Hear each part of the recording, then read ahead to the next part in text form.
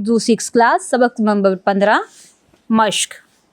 الفاظ کے معنی۔ دیے گئے الفاظ کے معنی جانیں۔ الفاظ معنی: شعر، طریقہ، عظمت، بڑائی، کاہل، سست، محنت، شقا، دشوار کام، سخت محنت، جد مسلسل، لگاتار کوشش، پوشیدہ، چھپا ہوا، چشمے زدن، آنکھ چھپکتے ہوئے، نامور، مشہور، ثمر، پھل، مستثنی، علیحدہ، مشقت، سخت محنت، بے مثال، بہت زیادہ۔ آپ کیا سمجھے؟ سوال نمبر 2، سبق کے مطابق درست جواب پر گڈ کا نشان لگائیں۔ محنت کامیابی کی کنجی ہے۔ اللہ تعالیٰ کا دوست کہا گیا ہے محنت کرنے والے کو۔ نامور شخصیات کا مشترکہ وصف ہے محنت۔ بچپن ہی سے سخت محنت کی عادت تھی قائد اعظم محمد علی جناح رحمۃ اللہ علیہ کو۔ پہلی خاتون لیفٹیننٹ جنرل نگار جوہر خان۔ سوال نمبر 3، سبق کے مطابق مناسب الفاظ لگا کر خالی جگہ پر کریں۔ محنت پیغمبروں کا شیوا ہے۔ محنت افراد اور قوموں کی عظمت کا نشان ہے۔ دنیا کی حیرت انگیز ترقی اور خوشحالی بے سبب نہیں ہے۔ بل گیٹس کی دولت کا حساب کرنا مشکل ہے۔ ہمیں چاہیے کہ محنت کو اپنا شیوا بنائیں۔ سوال نمبر 4، دیے گئے سوالات کے جواب دیں۔ محنت کا مفہوم بتائیں۔ محنت کے معنی ہیں کوشش، توجہ، لگن اور شوق سے کام کرنا۔ انسانی زندگی میں کسی کام کی انجام دہی کے لیے کی جانے والی کوشش اور مشقت محنت کہلاتی ہے۔ قائد اعظم محمد علی جناح رحمۃ اللہ علیہ نے محنت کا کون سا اصول بنایا؟ قائد اعظم رحمۃ اللہ علیہ نے کامیابی کا اصول کام کام اور بس کام بنایا۔ اسلام میں محنت کے بارے میں کیا کہا گیا ہے؟ قرآن مجید میں اللہ تعالیٰ کا ارشاد ہے، انسان کو وہی کچھ میسر آتا ہے جس کی وہ کوشش کرتا ہے۔ اسلامی تعلیمات میں محنت کرنے والے کو اللہ تعالیٰ کا دوست قرار دیا گیا ہے۔ تھامسن ایڈیسن نے کیا بنانے میں محنت کی؟ تھامسن ایڈیسن نے بجلی کے بلب کو موجودہ شکل میں پہنچانے کے لیے بے شمار تجربات کیے۔ ابتدائی ناکامیوں کے باوجود اس نے اپنے منصوبے کو ترک نہیں کیا بلکہ محنت سے اسے پایہ تکمیل تک پہنچایا۔ اخوت فاؤنڈیشن کیا کام کرتی ہے؟ پاکستان کی اخوت فاؤنڈیشن ایسے پرعزم لوگوں کو قرضۂ حسنہ کے طور پر ایک معقول رقم مہیا کرتی ہے جو کہ سود سے بالکل پاک ہے۔ محنتی اور پرعزم لوگوں نے اس ادارے کی مدد سے اپنی محنت کی بدولت نہ صرف قرضۂ حسنہ واپس کیا بلکہ زندگی کی دوڑ میں آگے نکل گئے۔ سنیں اور بولیں۔ سوال نمبر 5، سبق غور سے سنیں اور اہم نکات بتائیں۔ سوال نمبر 6، محنت کرنے کے فوائد بیان کریں۔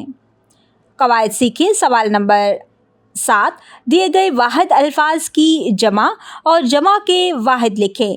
کنجی، کنجیاں، تعلیمات، تعلیم، شخصیات، شخصیت، مثال، مثالیں، دوست، دوستوں۔ تلخیص نگاری، کسی عبارت کے اہم نکات اخذ کر کے اس کا نچوڑ لکھنا تلخیص نگاری کہلاتا ہے۔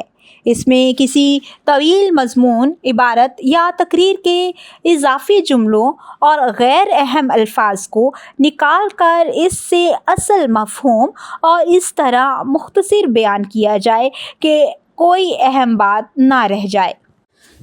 تلخیص نگاری کے اصول۔ تلخیص نگاری کے اصول درجہ ذیل ہیں۔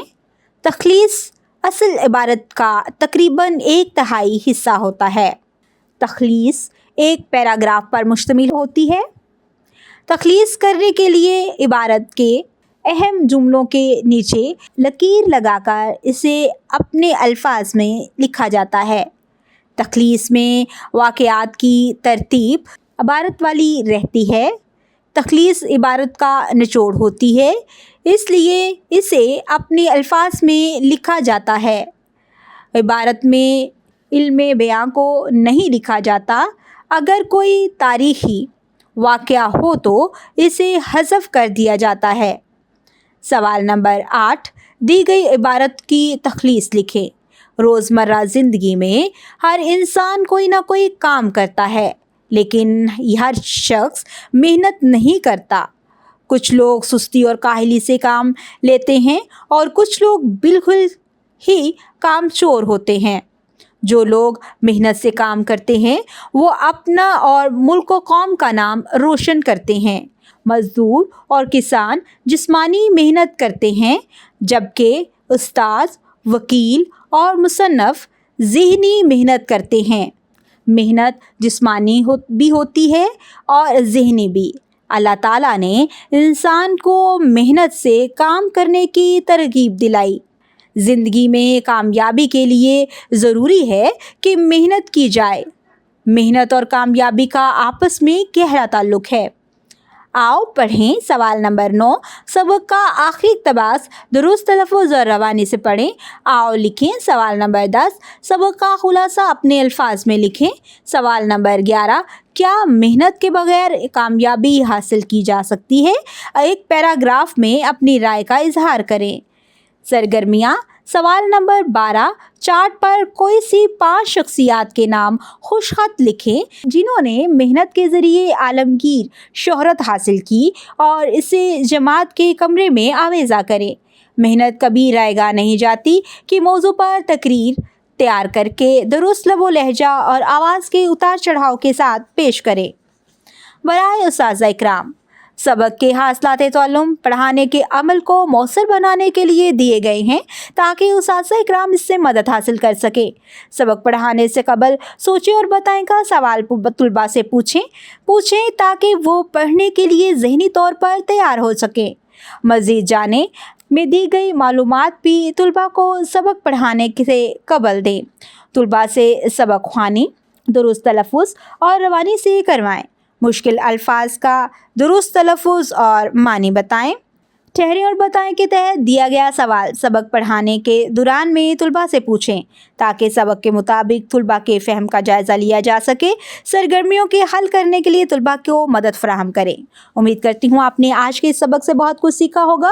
مزید سیکھنے اور جاننے کے لیے ہمارے ساتھ رہیے گا۔ ملتے ہیں اگلی ویڈیو میں، تب تک کے لیے اللہ حافظ۔